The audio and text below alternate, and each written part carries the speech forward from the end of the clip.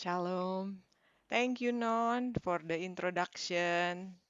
Selamat pagi semuanya. Senang bisa sharing pada pagi hari ini. Terima kasih sudah diberikan kesempatan untuk berbicara di Women's Talk.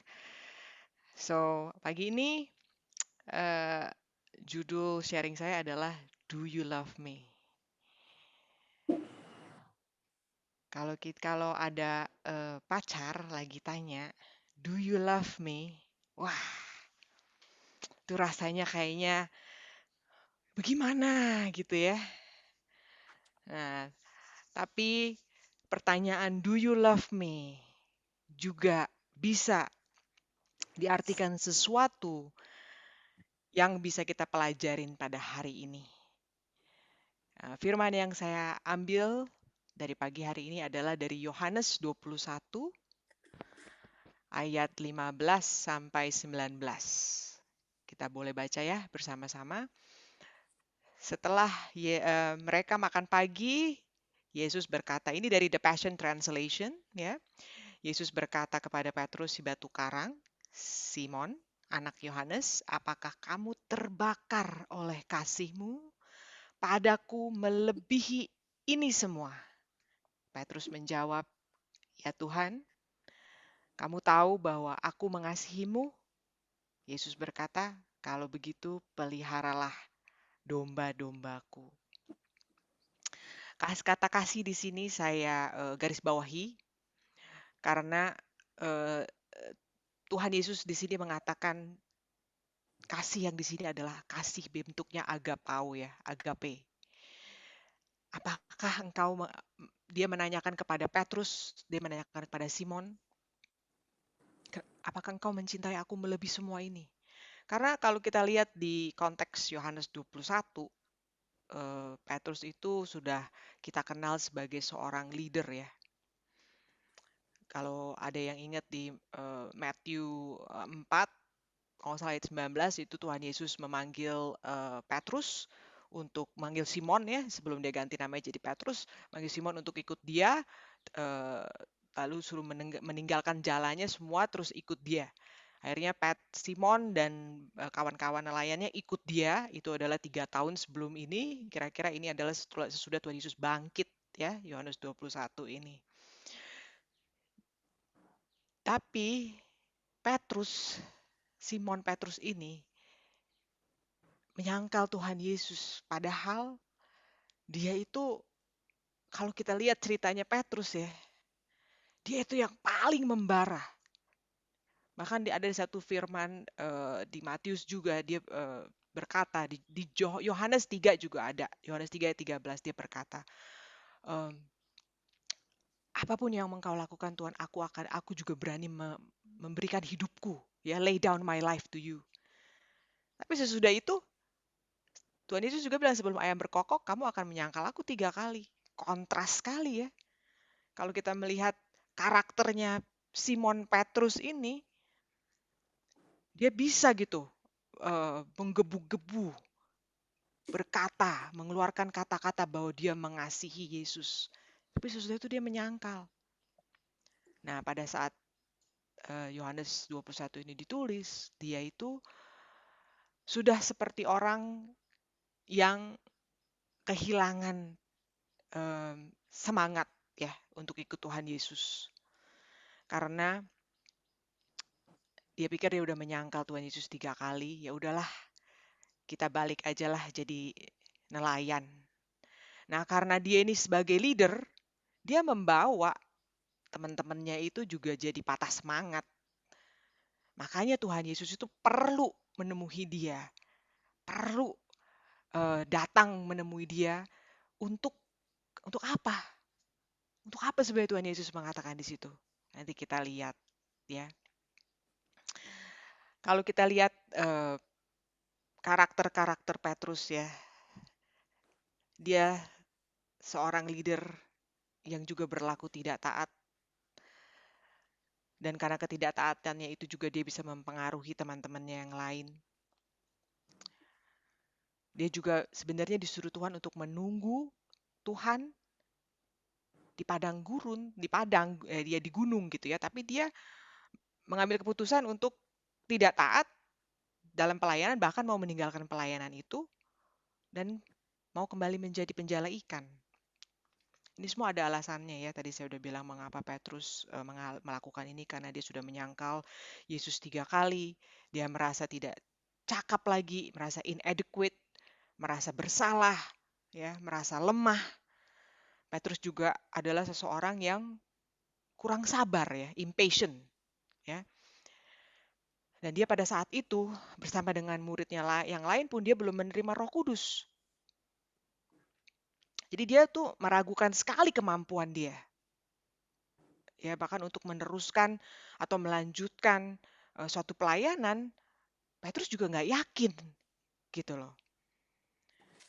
Dia juga tahu banget kalau dia banyak melakukan kesalahan, kegagalan, dan Tuhan Yesus juga sering menegur dia, merebuke dia, ya. Yang lain merasa tidak yakin dengan masa depan tentang pelayanan.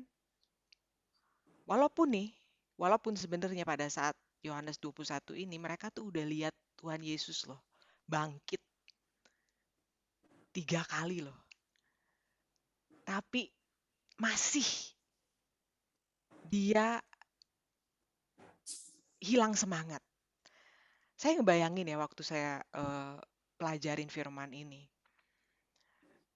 Betapa banyaknya kita sebagai manusia mempunyai ketidakpercayaan, unbelief ya kepada Tuhan kita. Tapi kalau kita baca Yohanes 21 ini sampai habis, kita ngerti banget apa yang Tuhan lakukan kepada Petrus. Kita bisa lihat di sini Petrus yang selalu merasa bimbang dengan komitmennya di pelayanan. Tetapi waktu kita melihat dan baca ayat ke-15, kita bisa ngerti Tuhan Yesus melakukan itu untuk menempatkan Petrus kembali ke misi hidupnya. Ya, karena misi hidupnya Petrus itu bukan jadi penjala ikan. Ya, tapi penjala manusia. Ya kan? Tuhan Yesus itu mau memulihkan Petrus, mengingatkan dia akan panggilannya, akan tugasnya di dalam pelayanan yang Tuhan sudah berikan kepadanya di dalam Kristus Yesus. Tadi di Matius 4 ayat 19 itu kita bisa lihat ya kalau Tuhan Yesus itu manggil, dia berkata di situ, marilah ikut aku dan kamu akan kujadikan penjala ikan. Maka mereka semua segera meninggalkan jalannya dan mengikut Yesus. Tuhan mempunyai rencana yang sangat signifikan, sangat penting, dan berarti kepada seorang Petrus yang sudah menyangkal, sudah mengingkari, gak sabaran, impulsif ya. Impulsif itu dia bisa berbuat tanpa berpikir panjang gitu loh. Ya, Petrus itu karakternya seperti itu. Gitu ya.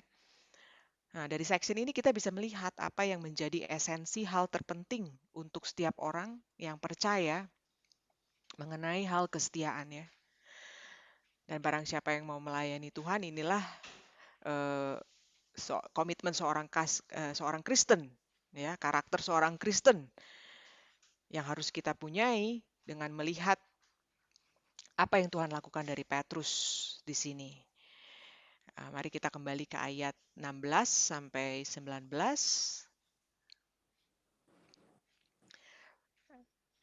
Thank you. Ayat 16 di sini Yesus mengulang pertanyaannya untuk kedua kalinya. Simon anak Yohanes, apakah kamu terbakar dengan kasihmu kepadaku? Petrus menjawab, ya Tuhan, kamu tahu bahwa aku mengasihimu.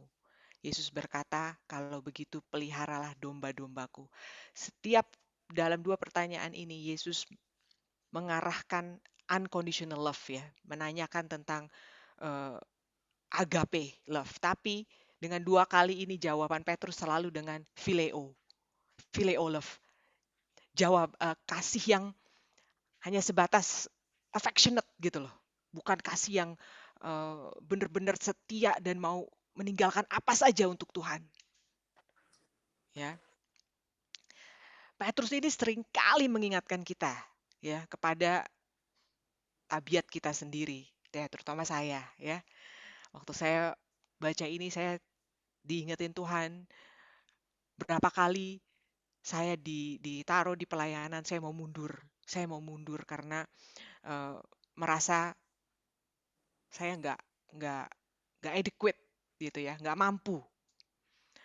Tapi dengan pertanyaan Tuhan yang mengingatkan saya, apakah saya mengasihi dia? Apakah saya melayani untuk mencari ketenaran? Gitu ya. Jadi mari kita lihat lagi, Petrus melakukan kesalahan, kegagalan ya yang sangat familiar dengan hidup kita ya. Mungkin dalam pelayanan, mungkin dalam perkawinan, mungkin dalam eh, pertemanan ya. Seringkali Petrus menilai dirinya terlalu tinggi, overestimate himself, dan juga kadang merendahkan godaan-godaan atau cobaan. Petrus tuh seringkali berpikir kalau komitmen dia itu sangat tinggi, ya. Dia pikir dia itu lebih mencintai Tuhan daripada Tuhan mencintai dia, ya. Dia pikir dia bisa menghadapi segala cobaan, tantangan dengan penuh kemenangan, dan dia mendapati bahwa dia tidak bisa. Makanya dia merasa gagal, dia merasa tidak berarti. Ya, jadi dia pikir udahlah, saya nggak mau melayani, saya mau balik aja jadi penjala ikan. Petrus adalah seorang yang patah ya, broken, yang mempunyai kecenderungan untuk menyerah dan kembali kepada hidup yang lama. Miripkah kita sama dia? Tapi kalau kita lihat apa yang Tuhan Yesus kerjakan di sini, dia memanggil Petrus dan akan menguatkan dia dan memberikan Roh Kudus atas dia, bahkan akan membuat Petrus itu memutarbalikkan dunia ya seakan-akan ya. Sebelumnya Petrus diminta untuk, tapi sebelum melakukan ini Petrus harus diminta dulu untuk melakukan suatu komitmen supaya dia bisa bekerja sama dengan Tuhan. Kita bisa lihat di sini ada panggilan untuk mengikuti Kristus. Ada 3 komponen ya untuk mengikuti Kristus. Ernie boleh share yang 3 komponen slide pertama. Thank you Ernie. Panggilan untuk mengasihi Kristus. Panggilan untuk berkorban untuk Kristus, panggilan untuk mengikuti, follow ya, Kristus no matter what. Untuk setiap orang yang percaya, setiap yang mau ngikuti Yesus, ada kebutuhan untuk mengasihi Kristus, mengikuti dan mentaati Dia. Inilah yang kita namakan discipleship ya, pemuritan. Dan dari hasil 3 komponen ini pun akan terjadi kasih, akan jadi pengorbanan dan ketaatan. Memang nggak mudah ya, ini kesannya tuh ekstrim banget kalau kita lihat beberapa firman di Alkitab mengatakan, kalau kamu mau ikut aku, deny yourself, sangkallah dirimu, dan pikulah salibmu. Ada juga firman yang mengatakan, kamu akan meninggalkan ayah dan ibumu, orang tuamu untuk ikut aku. Ya, ekstrim gitu loh. Ya, memang keselamatan itu tidak murah. Ya, keselamatan itu tidak murah. It costs us everything. Ya, Tuhan kita mengatakan di firman-Nya kalau orang berdosa itu harusnya tunduk sepenuhnya kepada Kristus untuk mendapatkan hidup. Ya, di firman juga ada yang mengatakan untuk mendapatkan hidup kita harus menghilangkan hidup. Untuk terisi kita harus mengosongkan, kita harus dying to ourselves. Ya, itu namanya keselamatan. Kalau keselamatan itu memang kita lihat ya, kalau apa yang Tuhan Yesus lakukan kepada di atas kayu salib itu nggak mudah loh. Ya, next slide please Ernie. Dan kita lihat apa sih yang memotivasi seseorang ya untuk bisa berkorban, mentaati, mengikuti Yesus Kristus. Dan mengapa seseorang itu mau melakukan itu? Apa yang membuat seseorang menginginkan dengan kuat untuk mengorbankan hidupnya untuk Kristus dan menghabiskan hidupnya untuk mentaati Dia? Apa sebenarnya motifnya? Mari kita lihat ya. Next slide, R. Motifnya itu adalah kasih. Kasih adalah satu-satunya kekuatan yang memotivasi seseorang untuk menyerahkan hidupnya. Kasih adalah suatu kekuatan yang terkuat, emosi terkuat, motivasi terkuat. Coba bayangin, kalau dulu pertama saya baru ketemu suami saya, terus saya jatuh cinta sama dia. Apapun yang dia bilang, saya ikutin. Dia bilang, pakai baju ini dong, rambut kamu mesti pendekan dikit dong. Diikutin. Ya, kamu jangan terlalu gemuk dong, olahraga dong. Semua itu karena apa? Karena saya mencintai dia, saya mengasihi dia. Ya, jadi ada satu perkataan di situ, the one who loves greatly sacrifice greatly. Ya. Dan kita teruskan ya. Orang yang mengasihi sepenuhnya mengalah dalam banyak hal. Ini artinya dalam bahasa Indonesia ya. Jadi kasih itu adalah suatu kekuatan ya yang terkuat. Makanya itu Tuhan Yesus bertanya kepada Petrus sampai 3 kali. Karena ini untuk memulihkan Petrus supaya Petrus itu encounter lagi kasihnya Yesus di dalam hidupnya. Ya, dia sudah patah, dia sudah dipatahkan oleh segala penuduhan-penuduhan ya di dalam hidupnya. Kayak Tuhan Yesus membawa dia balik, mengingatkan dia untuk memberikan dia kembali kesempatan untuk dia menjadi seseorang yang Tuhan sudah rencanakan. Bahkan cinta yang artinya ada di dunia ini pun mempunyai kekuatan.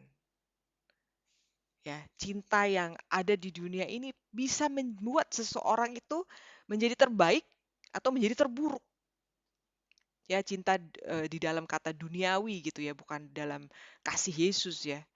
Itu juga bisa membuat orang tuh berubah gitu loh. Makanya kita bisa lihat di kehidupan orang-orang yang belum menerima Tuhan Yesus itu, pada saat mereka jatuh cinta pun hidup mereka tuh bisa berubah karena mereka jatuh cinta kepada orang itu. Gitu loh. Ya. Jadi cinta itu bisa merubah seseorang. Jadi kasih itulah ya, cinta itu yang membuat orang itu mengorbankan semuanya. Cinta yang sangat kuat bisa menghancurkan sebuah keluarga, sebuah perkawinan, ya ini juga sering kali terjadi. Tapi cinta itu bukan cinta yang kepada Tuhan, yang sudah pastinya ya, yang bisa menghancurkan keluarga ya.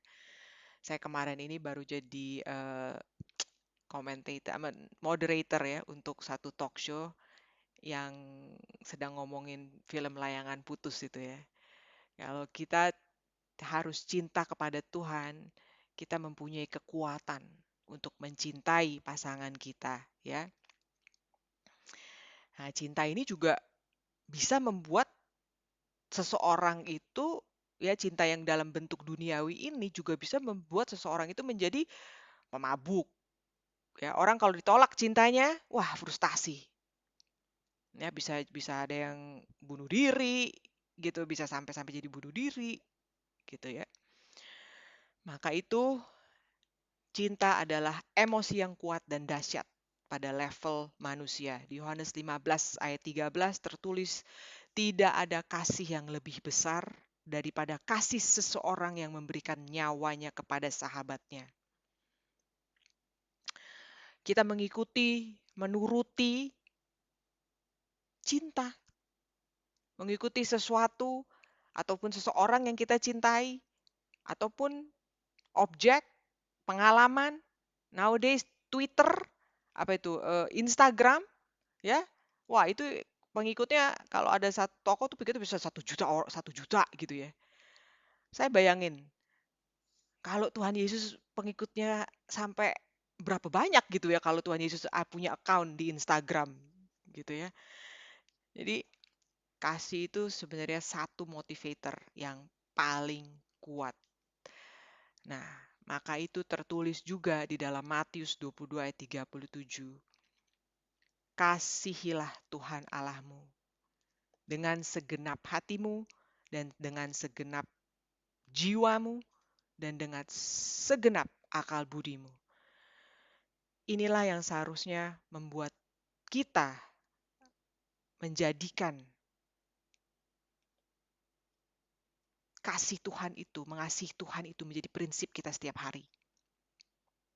Menjadi landasan hidup kita setiap hari. Fokusnya sama Tuhan karena kita cinta sama Tuhan. When you fall in love with God, everything else falls in line. Apabila kamu jatuh cinta kepada Tuhan, hal-hal yang lain di sekitar kamu akan jatuh pada tempatnya. Ya, Alkitab itu tidak pernah mengajarkan untuk kita menjadi legalisme. Tidak pernah mengajarkan kita hidup dalam ketakutan. Tidak pernah mengajarkan kita hidup dalam ritual. Ya, Alkitab itu mengajari kita untuk hidup mengasihi Tuhan Allah kita. Kenapa? Karena perintah keduanya nanti itu akan turun dari kita mengasihi Tuhan, kita bisa mengasihi sesama kita. Nah, kalau motivasinya udah saya mengasihi dia, tapi nggak mengasihi Tuhan, udah pasti hasilnya lain. Ya, jadi kasih itu adalah sesuatu yang mengemudikan seseorang, mengemudikan ya, drive seseorang di dunia dan di dalam kerajaan Allah untuk pelayanan dan untuk orang-orang sekitar kita. Di dalam buku Ulangan 6 ayat 4 sampai 9, ini di perjanjian lama ya. Di situ tertulis. Ini dari terjemahan baru. Tertulis, kasihilah Tuhan Allahmu dengan segenap hatimu, dengan segenap jiwamu, dengan segenap kekuatanmu. Apa yang kuperintahkan kepadamu pada hari ini haruslah engkau perhatikan. Haruslah engkau mengajarkannya berulang-ulang kepada anak-anakmu dan membicarakannya apabila engkau duduk di rumah, ya lagi nonton Netflix atau ngapain, ingat ya. Apabila engkau sedang dalam perjalanan, apabila engkau sedang berbaring, apabila engkau sedang bangun.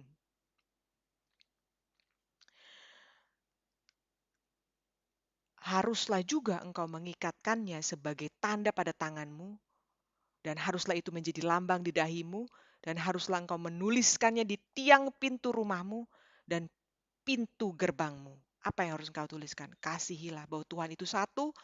Tuhan haruslah kamu mengasihi Tuhan Allah segenap hatimu dan segenap jiwamu. Itu yang harus kita tulis. Ya, kalau kita masuk lagi ke Ulangan 10 ayat 12, di situ juga tertulis, maka sekarang hai orang Israel, apakah yang diminta daripadamu oleh Tuhan Allahmu? Selain dari takut akan Tuhan Allahmu, hidup menurut segala jalan yang ditunjukkannya. Mengasihi Dia, beribadah kepada Tuhan Allahmu dengan segenap hatimu dan dengan segenap jiwamu. Mengasihi Tuhan dalam segala aspek kehidupan kita di setiap kejadian yang kita hadapi setiap hari. Di Ulangan 11 juga tertulis yang sama.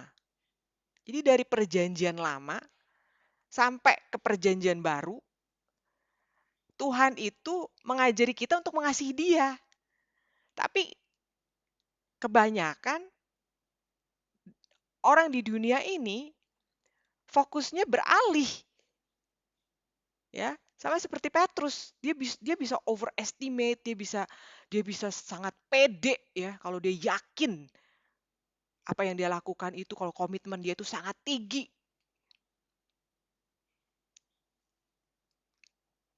Tapi tetap aja, ya semuanya itu dia tidak bisa lakukan sendiri. Di Perjanjian Baru dari Yohanes 14, 15, 21, ya. Yohanes 14 ayat 15, 21, 23 dan 28, ya. Itu juga tentang mengasihi. Jikalau kamu mengasihi aku, maka kamu akan menuruti segala perintahku. Ya, ini dari Perjanjian Baru saya listed. Ini semua tentang perintah Tuhan untuk mengasihi Dia. Coba bayangin. Hampir setiap buku di Alkitab mengingatkan kita untuk mengasihi Tuhan. Banyak benefitnya apabila kita bisa mengerti. Dari Yohanes 21 itu pada saat Yesus bertanya, "Do you love me?" Apakah engkau mengasihi aku? Apabila kita mendapatkan pewahyuan dari itu, ya, kita akan bisa selalu dipulihkan. Kita akan bisa selalu encounter kasih Yesus lagi, lagi dan lagi dan lagi. Karena kita masih dalam proses sanctification, kita masih dalam proses sanktifikasi, jadi tuh sepertinya tuh kita akan terus diingatkan. Pada saat kita melakukan suatu penyangkalan atau kesalahan atau kegagalan, mudah-mudahan ibu-ibu di sini bisa mengingat hari ini kita diingatkan. Apakah kita mengasihi Tuhan? Melebihi dari, bisa diisi sendiri Bu. Mau diisi melebihi dari tas-tas ibu, melebihi dari karir ibu, atau melebihi dari anak-anak ibu. Karena itu akan menjadi satu hal yang memindahkan fokus ibu dari mengasihi Tuhan, mengasihi yang lain. Ya, di dalam perkawinan itu, apabila kita mau menjadi satu terus, stay together with our husband, ya, kita harus mengasihi Tuhan. Karena pada saat kita pindah fokus cinta kita kepada suami kita pasti langsung ada rasa sakit hati, ada rasa kesel, ada rasa pengen jitak semuanya ya. Tapi kalau kita lihat Tuhan, kita tahu kita mengasihi Tuhan, kita mampu melakukan hal-hal yang tidak bisa. Kadang kalau saya mikirin ini, saya nggak habis pikir bisa melihat suami saya seperti sekarang ini. Bukan saya loh, bukan saya yang bisa melakukan. Tapi karena saya dipanggil dan mau belajar mengasihi Tuhan Yesus, mau dipulihkan, saya mau hidup saya dipulihkan. Maka saya mau ikut Tuhan Yesus, maka saya mau berkorban untuk Tuhan Yesus, mau menjadi taat kepada Tuhan Yesus. Disitulah ada perubahan di dalam hidup suami saya. Bukan saya meminta suami saya berubah dulu, tapi saya dulu datang ke Tuhan, saya mau dipulihkan Tuhan. Saya mau encounter you again. Menemukan engkau lagi dalam hidup saya. Rubah saya Tuhan. Pada titik poin, kita melihat bahwa kitalah yang harus dirubah Tuhan dulu dengan mengasihi Dia, dengan mengerti, belajar mengasihi Yesus. Baru kita bisa melihat orang-orang di sekitar kita bisa berubah. Banyak sekali ya kesaksian di dalam hidup saya. Bagaimana mama saya meninggalkan Tuhan Yesus. 2 minggu sebelum dia meninggal, dia berbalik ke Tuhan Yesus. Ya, itu bukan kerjaan saya. Saya hanya terus melihat Tuhan Yesus, saya hanya terus minta Tuhan Yesus mengasihi saya. Dan saya terus mau belajar mengasihi Tuhan Yesus. Itu semua overflow to my mom. Sampai mama saya mau. Bukan saya, it's not me. Sama seperti Petrus ya. Maka Tuhan Yesus itu mengingatkan Petrus untuk memulihkan dia, memberikan dia kesempatan lagi untuk menjadi seperti seseorang yang Tuhan sudah rencanakan dari semula. Kasih adalah kekuatan, power untuk taat. Kasih adalah kekuatan, ya, power untuk melaksanakan tugas-tugas kita. Kasih adalah kekuatan, power untuk melayani, ya, untuk serve. Kasih kepada Tuhan juga adalah satu kekuatan, power untuk kita bisa mengorbankan, pengorbanan. Ya, kasih juga adalah satu kekuatan untuk menyembah, kekuatan untuk persekutuan, fellowship. Kasih adalah segalanya. Kalau kita lihat Petrus, kalau Petrus hidup di zaman sekarang ini, mungkin Petrus harus pergi ke terapi ya, psikolog ya. Mungkin perlu 6 minggu, 8 minggu untuk memutar balikan dia punya mindset ya, untuk dipulihkan lagi. Tapi Tuhan Yesus hanya bertanya 3 kali. So simple. So simple.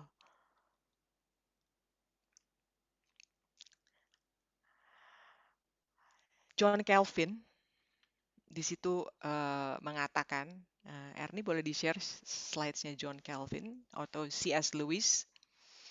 Saya ada 2 sharing tentang C.S. Lewis ya. Semua kenal C.S. Lewis ya. Dia satu penulis, juga film Narnia itu dibawa dari komiknya dia ya. Dari buku yang dia tulis, sorry. C.S. Lewis di sini mengatakan, to love you as I should, I must worship God as creator. When I have learned to love God better than my earthly dearest, I shall love my earthly dearest better than I do now. In so far as I learn to love my earthly dearest, I shall be moving forwards, the state in which I shall not love my earthly dearest at all. Oh, sorry. In so far as I learn to love my earthly dearest at the expense of God and instead of God, I shall be moving towards the state in which I shall not love my earthly dearest at all. When first things are put first, second things are not suppressed but increase. Ya, saya tekankan nih kalimat terakhir. Pada saat kita meletakkan apa yang seharusnya menjadi prioritas pertama kita, hal-hal yang lain bukan akan tertekan, tapi akan bertambah. Apa yang harus kita prioritaskan dulu? Mengasihi Tuhan dengan segenap hati kita, dengan segenap jiwa kita, fokus sama Dia. Ya. Yang kedua adalah John Calvin, dia juga mengatakan sesuatu tentang mengasihi. Ya. John Calvin mengatakan, no man will steadily persevere in the discharge of his ministry unless the love of Christ shall reign in his heart. Tidak ada satu orang manusia pun yang bisa persevere, ya, terus-terusan, setia, terus apapun yang terjadi dia terus setia dalam satu ministry, kecuali unless dia kasih Tuhan, kasih kepada Kristus itu memahkotai ya hatinya. Jadi janganlah kita berpikir kalau di dalam perkawinan kita bisa melakukan itu sendiri. Kita bisa persevere perkawinan, kesusahan-kesusahan dalam perkawinan itu sendiri. Di dalam pelayanan kita, di dalam segala hal yang ada dalam hidup kita.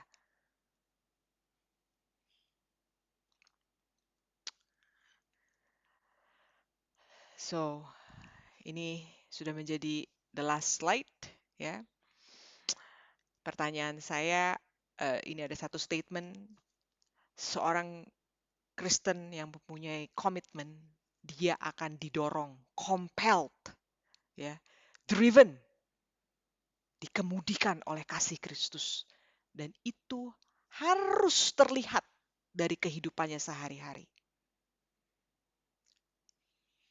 Ya, jadi orang Kristen yang pergi ke gereja tiap minggu bukan karena obligasi. Yang hari Minggu merasakan victory, kemenangan, terus hari Kamis sudah terkalahkan lagi oleh iblis-iblis. Oleh serangan-serangan iblis. Kita harus menjadi seorang Kristen yang mempunyai komitmen dan didorong dan dikemudikan oleh kasih Kristus. Di situ nanti kita melihat kemenangan demi kemenangan demi kemenangan. So, apakah kita mengasihi Tuhan seperti ini? Efesus 6 ayat 24 mengatakan kasih karunia yang menyertai semua orang yang mengasihi Tuhan kita Yesus Kristus dengan kasih yang tidak binasa. Tidak binasa ini adalah incorruptible love. Jadi bukan tipe kasih yang terkorup gitu loh, tapi satu kasih yang murni ya, yang mau mengasihi. Banyak sekali dalam firman kalau kita mau lihat ya. So, saya selesai sharing di sini. Saya berharap sharing hari ini dengan menanyakan setiap ibu-ibu yang ada di sini, apakah kita mengasihi Yesus Kristus melebihi dari semua ini?